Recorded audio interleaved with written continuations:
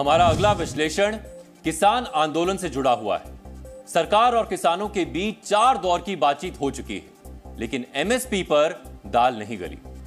किसानों ने न्यूनतम समर्थन मूल्य पर सरकार के प्रस्ताव को खारिज कर दिया है। किसानों का कहना है कि सरकार का 5 फसलों पर एमएसपी वाला प्रस्ताव किसानों के हक में नहीं है। प्रस्ताव को खारिज करते हुए किसानों ने फिर 21 फरवरी यानी कल से दिल्ली कूच का ऐलान किया है। इसका सीधा सीधा मतलब है कि किसान आंदोलन आगे भी जारी रहेगा और आम जनता को परेशानियां उठानी पड़ेगी। अब सवाल है कि आखिर किसानों और सरकार के बीच दाल क्यों नहीं गल रही? बातचीत कहां आकर अटक रही है? आखिर किसानों की मांग क्या है और सरकार क्या प्रस्ताव दे रही है? आज हम आपको इसकी पूरी एबीसीडी सरल शब्दों में समझाते हैं।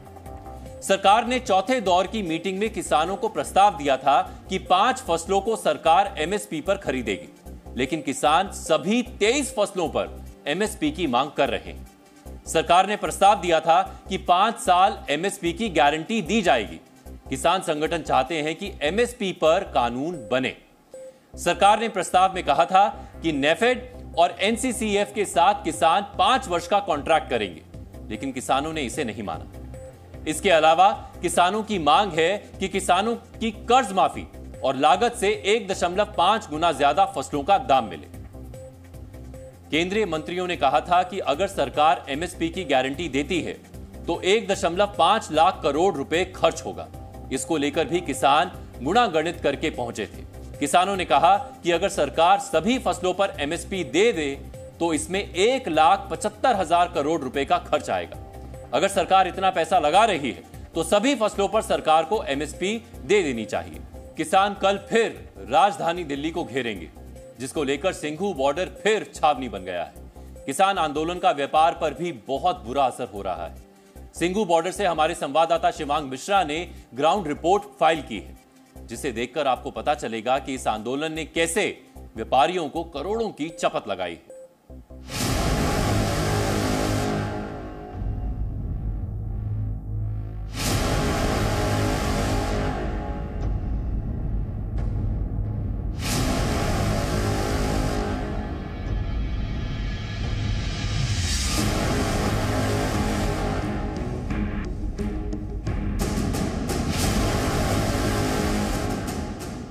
किसान आंदोलन 2.0 की वजह से दिल्ली के ज्यादातर बॉर्डर पर तगड़ी बाड़बंदी है, जिससे अर्थव्यवस्था को रोजाना सैकड़ों करोड़ का नुकसान पहुंच रहा है।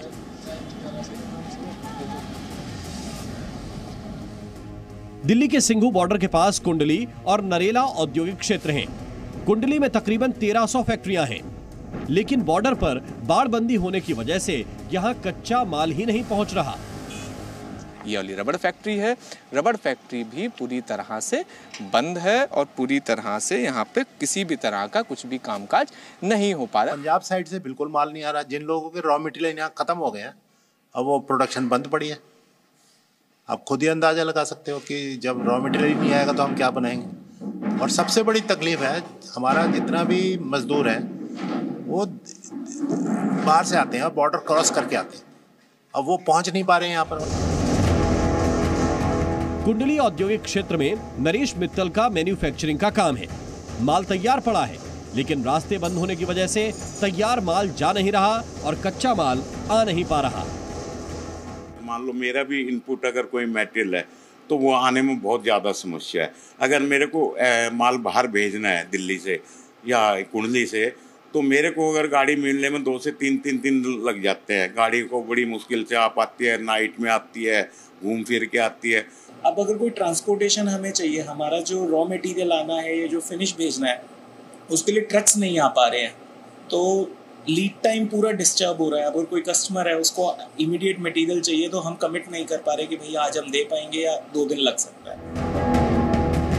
व्यापारियों की सबसे बड़ी संस्था CAIT यानी confederation of all India traders के मुताबिक दिल्ली के व्यापारियों को रोजाना 100 करोड़ का नुकसान हो रहा है, जबकि उद्योग को हर दिन 55 करोड़ रुपए नुकसान उठाना पड़ रहा है।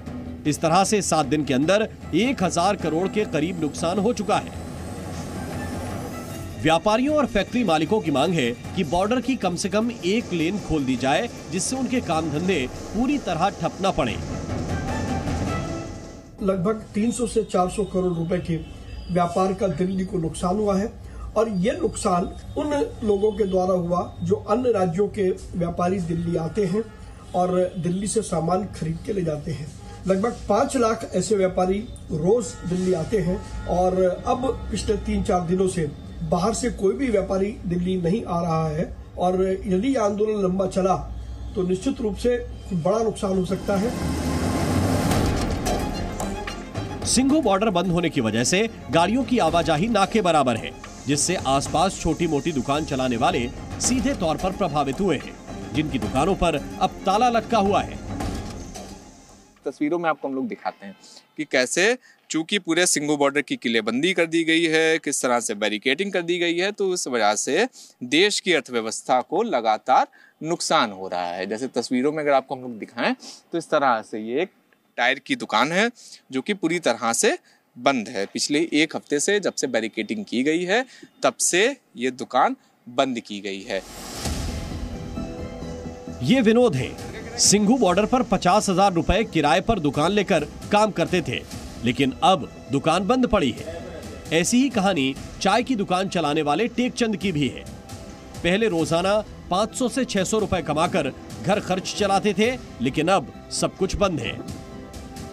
क्या जी जाम लग रहा है, आता नहीं कोई, क्या करे, किराया भरना 50,000 रुपए किराया है दुकानों का, कहाँ से भरेंगे जी बताओ। 50,000 रुपए दुकान, 50,000 रुपए किराया है एक दुकान का इनका, आमदनी 1 रुपए की नहीं है। अच्छा एक बात बताइए, जैसे पहले कितने की मतलब आमदनी हो जाती होगी हर दिन? आमदनी ऐसा ही है, कभी 600-700 बन जाए, कभी 1000 बन जाए, कभी 200-400 बन जाए। दुकानदारी का ऐसा हिसाब है और कुछ नहीं। और आजकल मतलब कितना? आजकल नहीं है, 1 रुपए नहीं बनता। मतलब ये 10-20 रुपए बनते होंगे, 40-50 रुपए, और क्या बस। और क्या यहाँ क्या कमाओ, कौन आता है? देखिए ये तो चारों तरफ से लॉक हो गया, कौन आएगा यहाँ? कोई नहीं आता। किसानों के आंदोलन से व्यापार पर बुरा असर पड़ा है। इस बीच किसानों ने ऐलान किया है कि वो कल दिल्ली की तरफ कूच करेंगे, जिसको देखते हुए शंभू बॉर्डर पर सुरक्षा व्यवस्था फिर चाक चौबंद कर दी गई है। किसानों और सरकार के बीच चौथे दौर की वार्ता विफल हो चुकी है और कल रात प्रेस कॉन्फ्रेंस करके किसानों ने ये कहा कि सरकार ने उन्हें जो प्रस्ताव दिया है उस प्रस्ताव को वो अस्वीकार करते हैं और 21 तारीख यानी कल वो दिल्ली की तरफ कूच करेंगे शंभू बॉर्डर से। सिंघू बॉर्डर की आपको तस्वीरें अगर हम लोग दिखाएं तो आप देखिए कि किस तरह से सिंघू बॉर्डर अभेद किला में बीते 1 हफ्ते से तब्दील है। सबसे आगे की पंक्ति में आपको रैपिड एक्शन फोर्स के जवान दिखाई देंगे जो कि मुस्तैदी से खड़े हुए हैं और किसी भी तरह की परिस्थिति से निपटने के लिए तैयार बताए जा रहे हैं। उसके पीछे आपको बैरिकेडिंग दिखाई देगा, उसके पीछे आपको कंक्रीट स्लैब दिखाई देंगी और पूरा ऊपर का स्पेस कटीले तारों से है। यानी देश की राजधानी दिल्ली में किसानों के प्रवेश पर रोक लगाने के लिए दिल्ली पुलिस हर संभव प्रयास कर रही है। अब 2 तस्वीरें आपको और दिखाते हैं जो कि 2 नए डेवलपमेंट है। पहला डेवलपमेंट ये आप देखिए कि किस तरह से सिंघू बॉर्डर के ऊपर दिल्ली पुलिस ने वॉच टावर बना रखा है। या देखिए ये तस्वीर है वॉच टावर की, जिसके ऊपर आप हमेशा देखते होंगे कि जहां पर भी अति संवेदनशील इलाके होते हैं या फिर ऐसे इलाके जिनकी सुरक्षा में खासा ध्यान देना होता है, वहां पर इस तरह के वॉच टावर बनाए जाते हैं और वहां पर सैनिकों को खड़ा किया जाता है। तो ये तस्वीर है सबसे पहले सिंघू बॉर्डर की, जहां पर वॉच टावर सिंघू बॉर्डर के ऊपर बनाया गया है। दूसरी तस्वीर में अगर आपको हम लोग दिखाएं तो आप देखिए कि सिंघू बॉर्डर पर कंक्रीट स्लैब्स की एक जो पूरी लेयर है उस लेयरिंग को भी बढ़ाया गया है और कल इस लेयरिंग को बढ़ाकर इसके ऊपर जो कंक्रीट मिक्सचर है, कंक्रीट मिक्सचर को भी कल डाला गया है। तो देखिए ये नए डेवलपमेंट हैं कि जब किसानों ने दिल्ली कूच का 21 तारीख को आह्वान करा है, उसके बाद किस तरह से दिल्ली पुलिस की तैयारी है। एक और तस्वीर आपको हम लोग दिखाते हैं कि आप देखिए कि कैसे जो लोहे के सिलेंडर्स हैं उनको भी यहाँ पर रखा गया है सिलिंड्रिकल शेप्स में, इस तरह से कि अगर किसान यहाँ पर आने की कोशिश करते हैं, सिंघू बॉर्डर के अंदर प्रवेश करने की कोशिश करते हैं तो उन्हें रोका जाएगा। दिल्ली के बॉर्डर इस वक्त छावनी में तब्दील हो रखे हैं। चौथे दौर की बातचीत विफल होने और किसानों के दिल्ली कूच के ऐलान के बाद सुरक्षा एजेंसियों के लिए कल का दिन बहुत अहम है। शिवांक मिश्रा, जी मीडिया, दिल्ली। शिवांग मिश्रा की इस रिपोर्ट को देखकर आप समझ गए होंगे कि व्यापार को कितना नुकसान हो रहा है और किसानों के दिल्ली कूच से पहले सिंघू बॉर्डर पर क्या हालात है। किसान कह रहे हैं कि उन्हें 5 फसलों पर नहीं बल्कि सभी 23 फसलों पर एमएसपी गारंटी वाला कानून चाहिए। लेकिन क्या यह संभव है? तो हम आपको बता दें कि भारत सरकार के लिए हर फसल पर एमएसपी की गारंटी देना असंभव सा है। अगर भारत सरकार किसानों की एमएसपी कानून की मांग मान लेती है और सभी 23 फसलों को एमएसपी पर खरीदती है तो इससे भारत सरकार पर 10 लाख करोड़ रुपए का बोझ अलग से बढ़ेगा। करीब इतनी ही रकम भारत सरकार हर साल पूरे देश के इंफ्रास्ट्रक्चर पर खर्च करती है। यानी भारत सरकार अगर सड़कों, रेलवे, अस्पतालों और स्कूलों पर होने वाले सारे खर्च बंद कर दे तब जाकर सरकार किसानों की हर फसल पर एमएसपी गारंटी दे सकती है। अब हम आपको इसे और आसान भाषा में समझाते हैं। अगर आप इसी महीने पेश हुए देश के बजट को देखें तो आपको पता चलेगा कि इस वर्ष भारत सरकार के पूरे खर्च का बजट लगभग 45 लाख करोड़ रुपए ही है। इस खर्च में सभी सरकारी कर्मचारियों को दिए जाने वाले वेतन, पेंशन, रक्षा बजट और इंफ्रास्ट्रक्चर जैसी हर चीज शामिल है। तो सोचिए, अगर किसी सरकार का कुल खर्च का बजट 45 लाख करोड़ रुपए है तो क्या वो इसमें 10 लाख करोड़ रुपए सिर्फ एमएसपी कानून को लागू करने के लिए खर्च कर सकती है? यही नहीं, भारत सरकार के पास ना तो इतना पैसा है कि वो हर फसल पर एमएसपी की गारंटी दे पाए, ना ही उसके पास हर फसल को खरीदने और फिर स्टोर करने की व्यवस्था है। सरकार ने 5 फसलों अरहर, उड़द, मसूर, मक्का और कपास को एमएसपी पर खरीदने का प्रस्ताव किसानों को दिया था। सरकार का मानना है कि अगर इन फसलों का सारा उत्पादन एमएसपी पर खरीद लिया जाए तो कई फायदे होंगे। मसलन पहला फायदा यह होगा कि आयात बिल कम किया जा सकेगा। दूसरा फायदा होगा विदेशी मुद्रा भंडार की बचत होगी।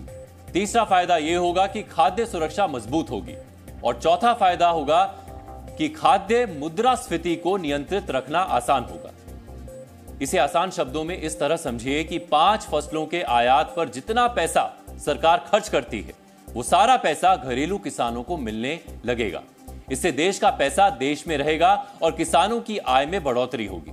लेकिन किसानों ने सरकार के 5 फसलों वाले प्रस्ताव को खारिज कर दिया है, जिससे बात फिर अटक गई है। इस बीच आज पंजाब हरियाणा हाईकोर्ट ने भी बोल दिया है कि हाईवे पर ट्रैक्टर और ट्रॉली का इस्तेमाल नहीं किया जा सकेगा। यह मोटर व्हीकल एक्ट 2019 का उल्लंघन है। कोर्ट ने सवाल पूछते हुए कहा है कि किसान अमृतसर से दिल्ली तक ट्रैक्टर ट्रॉली में भरकर कैसे जा सकते हैं। सरकार की एमएसपी वाली गारंटी पर किसान नो थैंक यू कह चुके हैं। अब कल यानी बुधवार को किसान प्रदर्शनकारी दिल्ली कूच करेंगे। यानी एक बार फिर दिल्ली की सीमाएं सील होंगी और इसका खामियाजा भुगतेंगे वो लोग जिनका किसान आंदोलन से कोई लेना देना नहीं। जी न्यूज़।